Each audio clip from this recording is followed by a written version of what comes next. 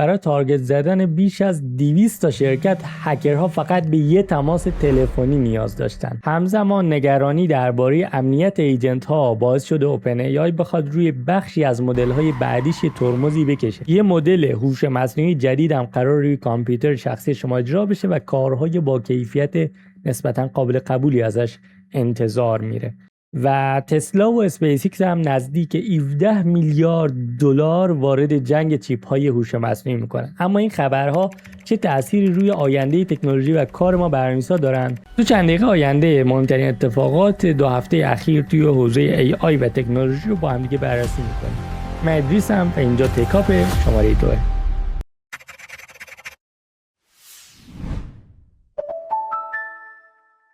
خب بریم سراغ خبر اول از متا و مدل اوپن ویت جدیدش.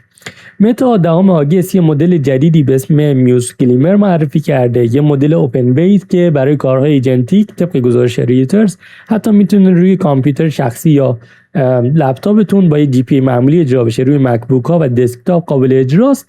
برای ما برنامه‌نویسا این خبر خیلی خوبیه، چون که اگه اینجور مدل های ایجنتیکی بیان و قدرت خوبی هم داشته باشن، واقعا روی سیستم شخصی مقابل اجرا باشن، ساخت ایجنت های لوکال و ابزارهای اینترنالی که وصل بشه و کارها رو به شکل ایجنتیک در واقع به همدیگه پاس بدن و جلو ببرن خیلی راحت تر میشه و این مدل ها کم کم کاربردی تر میشن.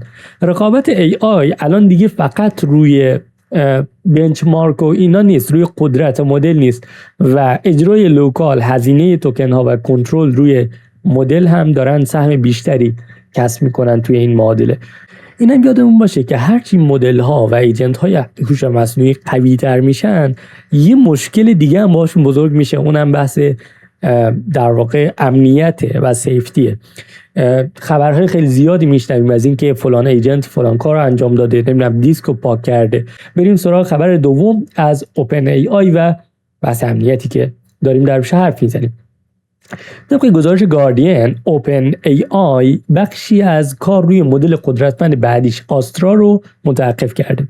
دلیل این وقفه‌ای که ایجاد شده توی این پروژه هم یه سری از استانداردهای امنیتی سختگیرانه است که قرار روش اعمال بشه. اگه اسم آسترا براتون ناشناس و نشنیدید، طبق این گزارش آسترا نسل بعدی مدل ایجنتیک اوپن ای آی، مدلی که قرار نیست فقط به سوالها جواب بده، یه چت بات معمولی نیست، بلکه میتونه از ابزارها استفاده بکنه، کد اجرا بکنه و مهمتر از همه کارهای چند مرحله‌ای رو مستقل از هم پیش ببره. این توقف هم به این معنی نیست که پروژه آسترا قرار لغو یا متوقف بشه به صورت کامل، بلکه بیشتر داره نشون میده که امنیت قبل از انتشار داره به یکی از بخش‌های اصلی رقابت ای آی تبدیل میشه. یعنی خود شرکت‌های هوش مصنوعی هم دارن این سیگنال رو میدن که آقا ما خیلی حواسمون به امنیت و سیفتی و فلان و اینا هست که ما بیشتر اعتماد بکنیم. یعنی خود این قضیه، خود این اخبار هم میتونه بخشی از اون مارکتینگ قضیه باشه. میشه به این سایدش هم فکر بکنید و شاید از این به بعد فقط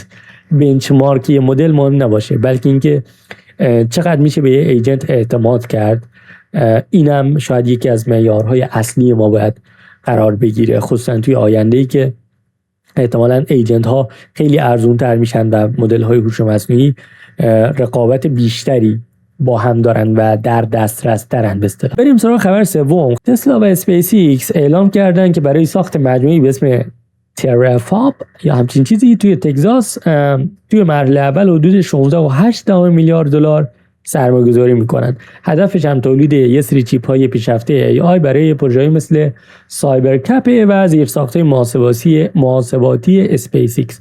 این هم نشون میده که شرکت های خیلی بزرگ بیشتر از این که حالا بخوان روی ای آی و اون لایه اپلیکیشن سرمایه‌گذاری بکنن، الان دارن میرن روی زیرساخت‌های ای آی و ای آی هم در واقع یه استک دیگه، حالا از لایه اپلیکیشنش و اون رپر بالاش بگیر تا چیپ و برق و دیتا سنتر و کارخونه هایی که قرار واقعا این اینفرا رو تولید بکنن. خبر چهارم در مورد رشد شدید AMD توی بازار دیتا سنتره. این یه مقداری در مورد اعداد و ارقام من خیلی علاقه خاصی بهش ندارم، فقط آوردم چون یه آپدیتی از بازار سخت افزارم بدیم. ببینید توی این چیزی که من خوندم توی رپورت، درآمد بخش دیتا سنتر AMD توی 3 ماهه دوم به حدود 6.72 میلیارد دلار رسیده که 2 برابر پارسال همین بازه زمانیه و درآمد کل شرکت هم حدود 50% رشد کرده که نشون میده AMD هم در واقع داره سهم خودش رو از بازار میگیره و رشد نسبتا خوبی داشته. بریم سراغ خبر پنجم، دوباره از ریوترز در مورد هک با یک تماس تلفنی که تقریبا عجیب ترین خبری بوده که من تو این 2 هفته خوندم. ماجرا هم از این قراره که هکرها تونستن با چند تا تماس تلفنی بزرگترین شرکت‌های مالی رو، پرایوت اکویتی ها رو، شرکت‌های حقوقی رو توی آمریکا با یک روش ساده تارگت بگیرن. این بخش هم همیشه بوده دیگه، روش‌های مهندسی اجتماعی و اینی که حالا یک کارمند بدبختی رو با یک کوپن تخفیف پیتزای مثلا 50% آف فریب بدیم روی لینک کلیک بکنه یا یک تماسی بگیریم صدامون رو شبیه یک کس دیگه بکنیم، یک کودکی از اون پشت داره گریه میکنه و یک حس ارجنسی ایجاد بشه و فرد یا اون تارگت فریب بخوره و اون کاری رو که ما میخوایم انجام بده. تو این مورد هم با کارمندی تماس میگرفتن، خودشون رو هلپ دسک که اون حالا مسئول پشتیبانی معرفی میکردن و اون قربانی رو به یه صفحه لاگین جعلی هدایت میکردن تا رمز عبور یا حتی اون کد OTP شو وارد بکنه، اون کدی که مثلا پیامک میشه. طبق این گزارشی که ریوترز داده، در واقع توی 5 هفته صفحات جعلی برای بیش از 200 تا شرکت ساخته شده که میفرستادن و اون کارمندا با اون صفحه مواجه میشدن و اطلاعات و کردنشالز رو وارد میکردن و در واقع هک میشدن. خبر ششم هم در مورد NPM که خبر خیلی خوبی از نظر امنیتی. NPM اومده، در واقع گیت هاب اومده یک کاری کرده که قبل از انتشار پکیج ها یه اسکنی میکنه برای اینکه مطمئن بشه چیز مالوری، در واقع بدافزاری توی دیپندنسی های پروژه نباشه. خیلی وقتا ما از چیزایی استفاده میکنیم به عنوان دیپندنسی، به عنوان چی میگن، وابستگی، که خودمون نرفتیم کدا رو بخونیم، اعتمادی داریم و از اون پکیج ها استفاده میکنیم و خود اون پکیج ها دوباره روی سری پکیج های دیگه‌ای در واقع ساخته شدن و این یک لوپیه دیگه، همینجوری این یه رابیت هولیه که همینطوری ادامه پیدا میکنه متاسفانه و مثل یک سیاهچاله دیپندنسی میمونه.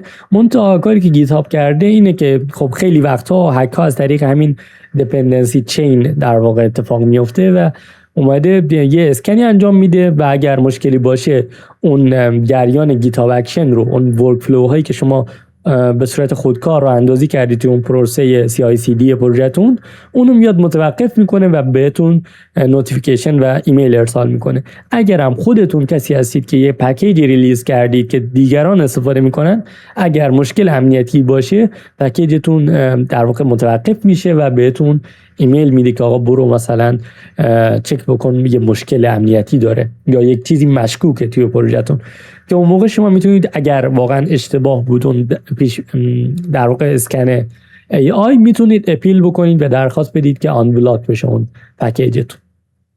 خبر بعدی هم از VS Code یا آپدیت داده و تغییرات اصلیش بیشتر حول محور ایجنت ها هست و نشون میده که کلا توسعه نرم افزار رفته به سمت ایجنتیک دریون بودن، یعنی کلا حول هوش مصنوعی و الان اطلاعات بیشتری از ساب ایجنت ها نشون میده VS Code موقعی که دارین اجراش میکنید توی این ورژن جدید، مثل اینکه از چه مدلی استفاده میکنید، چقدر اجرا شدن مدل ها یا اون در واقع چه تول کال هایی انجام دادن، چه ابزارهایی رو فراخوانی کردن. قابلیت دیکتیشن هم که اینجا آورده فکر میکنم، قابلیت دیکتیشن هم که اینجا بهش اشاره کرده برای ادیتور و چت و ترمینال اضافه شده و یک هایبرید مارکداون ادیتور جدید هم در حالت اکسپریمنتال یعنی تستی و آزمایشی وجود داره که خیلی جالبش میکنه دیگه. فکر کن با VS Code حرف میزنیم، میگی داداش مثلا اونجا ساید بار رو یکم کوچیک‌تر کن و رنگش هم عوض کن و فلان و اینا دیگه، خیلی تایپ هم نیازی نیست. خب خبر هشتم هم در مورد گراک 4.5 که وارد کوپایلوت شده و از این به بعد اگر از گیت هاب کوپایلوت استفاده میکنید میتونید گراک هم توش داره، میتونید از اون هم استفاده بکنید و نکتهش اینه که این مدل برای ورکفلوهای ایجنتیک و چند مرحله‌ای طراحی شده. کانتکست ویندو تا 500,000 توکن داره، که خیلی خوبه و ورودی متن تصویرم پشتیبانی میکنه. یعنی میتونید مثلا یه اسکرین شاتی بهش بدید و بگید که از این ایده بگیر، یا مثلا کالر پلتش رو در بیار، یا کارهای دیگه‌ای که ما معمولا توی پروژه هامون انجام میدیم. خب خبر نهم هم در مورد گوگل کرومه که یه آپدیت داده و بالاخره SPA ها رو بهتر اندازه میگیره. یعنی وب اپلیکیشن های مدرنی که با فریم ورک مثل ویو یا ریاکت کار میکنن و حالا یک راوتینگی دارن توی خودشون توی فرانت اند و شما میبینید که همه چی خیلی سریع و اینا، این با SPA بهش میگن. خب یه تکنولوژی فرانت اندیه. تا الان خیلی گوگل کروم خوب کار نمیکرد توی در واقع اندازه‌گیری پرفورمنسش، چقدر بهینه است، چقدر مثلا داره خوب کار میکنه برای نویگیشنش. تا الان آپدیتی داده و این قضیه رو اصلاح کرده که اینم میتونه خبر خوبی باشه برای توسعه دهنده های عزیز. خبر بعدی هم باز در مورد توسعه وب، این بار بک‌اند، چون من خودم بک‌اندم گفتم یه خبر بک‌اندی هم بذارم. لاراول کلاود برای Next.js و Nuxt.js هم قابلیت دپلوی داره از الان و ریلیز جدیدش هست توی جولای که الان آگستیم، یعنی چند روز پیش این ریلیز منتشر شده. برای ما که توی ایرانیم خیلی توفیری نداره چون که پولیه و خب ما از این سرویس ها استفاده نمی کنیم متاسفانه، خیلی هم نمیصرف حقیقتش.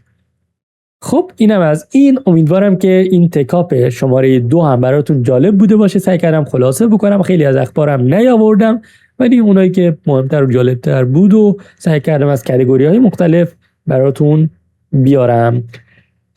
اگر تا اینجا ویدیو رو نگاه کردید لطفاً لایک بکنید، ویدیو رو نظر خودتون توی کامنت ها بنویسید و کانالم اگر تا الان سابسکرایب نکردید لطفاً سابسکرایب بکنید. توی ویدیوی بعدی 2 هفته دیگه میبینمتون.